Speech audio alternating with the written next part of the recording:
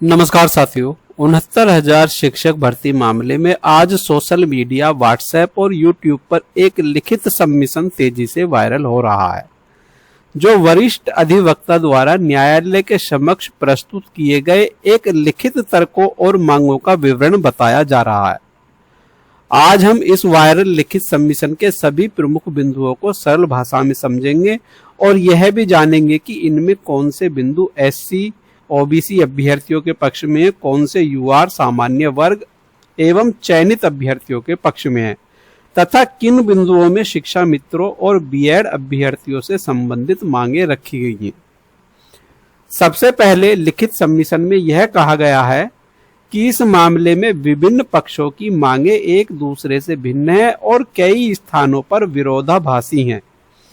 इसलिए प्रत्येक मांग को केवल उसी पक्षकार की व्यक्तिगत मांग माना जाए, उसे सभी पक्षों की संयुक्त या सर्वसम्मत राय न माना जाए, जो बिंदु नंबर 1 में स्पष्ट लिखा हुआ है। उदाहरण के लिए कुछ पक्षकार चाहते हैं कि नियुक्तियां मूल 69,000 पदों से अतिरिक्त अथवा वर्तमान एवं भविष्य की रिक्तियों के विरुद्ध दी जाएं, जबकि अन्य पक्ष यह कह रहे हैं कि भर्ती केवल 69,000 पदों तक ही सीमित रहे। इसी प्रकार बीएड अभ्यर्थियों की पात्रता तथा आरक्षित वर्ग के अभ्यर्थियों के सामान्य वर्ग में समायोजन को लेकर भी अलग अलग मत हैं। इसलिए प्रत्येक मांग को अलग अलग दर्ज करने का आग्रह इसमें किया गया है। एससी, ओबीसी एवं आरक्षित वर्ग के पात्र अभ्यर्थियों के पक्ष में रखी गई प्रमुख मांग क्या है? लिखित सबमिशन में कहा गया है कि डीईएलएड योग्य अभ्यर्थियों को प्राथमिक शिक्षक पदों के लिए पात्र माना जाए। यह मांग देवेश शर्मा निर्णय एवं उसके बाद जारी स्पष्टीकरणों के अनुरूप बताई गई है। दूसरी महत्वपूर्ण मांग यह है कि संविधान के अनुच्छेद 142 में विशेष अधिकारों का प्रयोग करते हुए उन लगभग 4,946 पदों पर पात्र वादकारियों को नियुक्ति दी जाए, जो चयनित अभ्यर्थियों द्वारा ज्वाइन न करने के कारण रिक्त रह गए हैं। इसके समर्थन में यह भी कहा गया है कि राज्य सरकार पहले ही लगभग 11 से 12,000 उपलब्ध पदों में से 8,000 से अधिक पदों पर नियुक्ति देने की सहमति व्यक्त कर चुकी है। इसके अतिरिक्त यह भी मांग की गई है कि वर्तमान में प्रदेश में शिक्षक पदों की भारी कमी है, छात्र शिक्षक अनुपात निर्धारित मानक से अधिक है, 2 लाख से अधिक पद रिक्त बताए गए हैं तथा हजारों विद्यालय शिक्षकों की कमी से प्रभावित हैं। इसलिए पात्र अभ्यर्थियों के दावों को संतुष्ट करने के लिए वर्तमान रिक्त पदों का उपयोग किया जाए।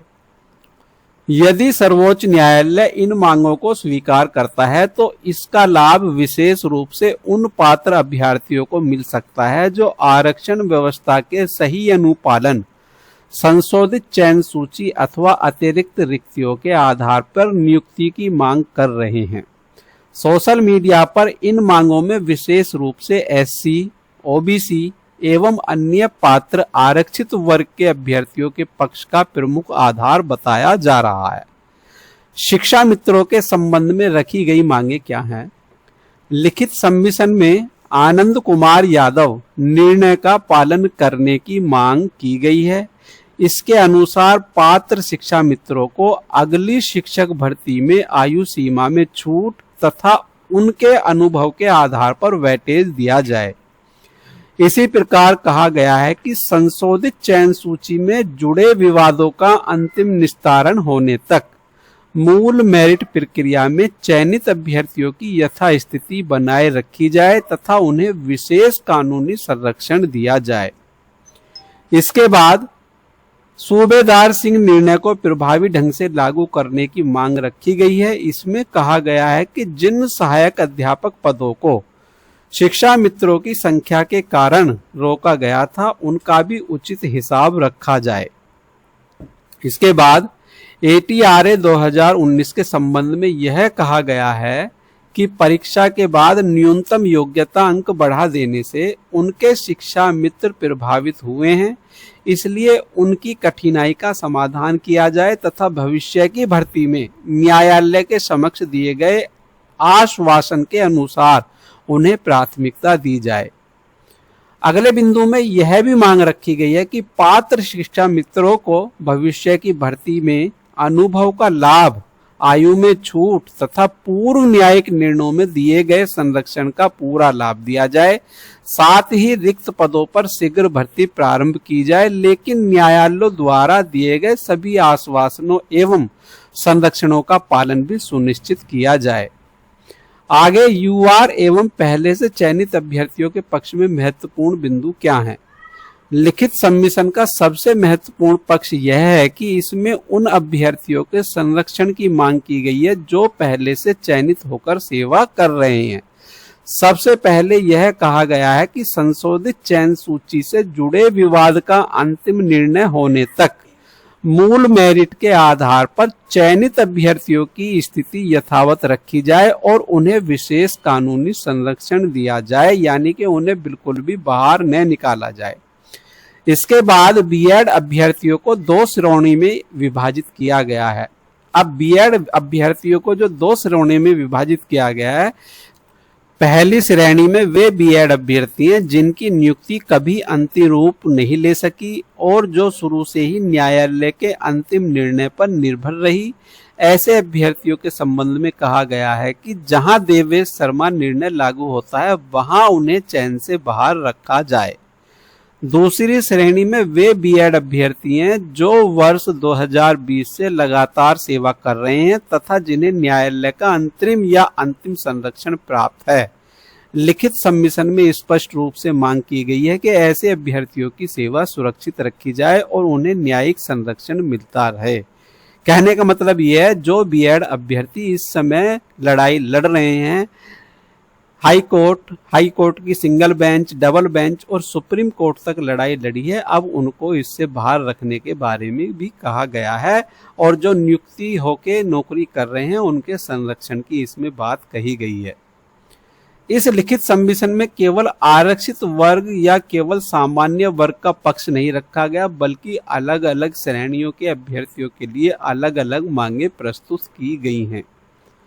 यदि पूरे लिखित सबमिशन का निष्पक्ष विश्लेषण किया जाए तो इसमें मुख्य रूप से 5 प्रकार की मांगे दिखाई देती हैं। पहली, पात्र डीईएलएड अभ्यर्थियों तथा आरक्षण के सही अनुपालन की मांग इसमें की गई है। दूसरे, रिक्त पदों का उपयोग कर पात्र वादकारियों को नियुक्ति देने की बात की गई है। तीसरी, शिक्षा मित्र में भविष्य की भर्ती में अनुभव, आयु, छूट और न्यायालय द्वारा पूर्व में दिए गए संरक्षण का लाभ देने की मांग की गई है। और चौथी, पहले से चयनित एवं न्यायालय से संरक्षित अभ्यर्थियों की सेवा सुरक्षित रखने की बात कही गई है।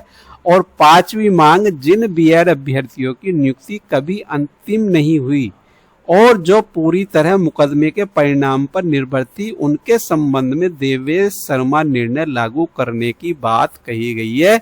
यानी कि जो बीएड वाले अभी तक नियुक्त नहीं हुए हैं उनको बाहर रखने की बात इस लिखित सबमिशन में कही गई है। जानकारी आपको अच्छी लगी है तो वीडियो को लाइक करें, वीडियो को शेयर करें और यदि आपने हमारा चैनल सब्सक्राइब नहीं किया है तो चैनल को सब्सक्राइब कर लें। 4 अगस्त को होने वाली सुनवाई का विस्तृत सार हम आपके सामने लेके आएंगे, एक एक बिंदु पर चर्चा करेंगे। तो नई अपडेट के लिए जुड़े रहिए हमारे साथ। जय हिंद, जय भारत, धन्यवाद साथियों, आपका दिन शुभ।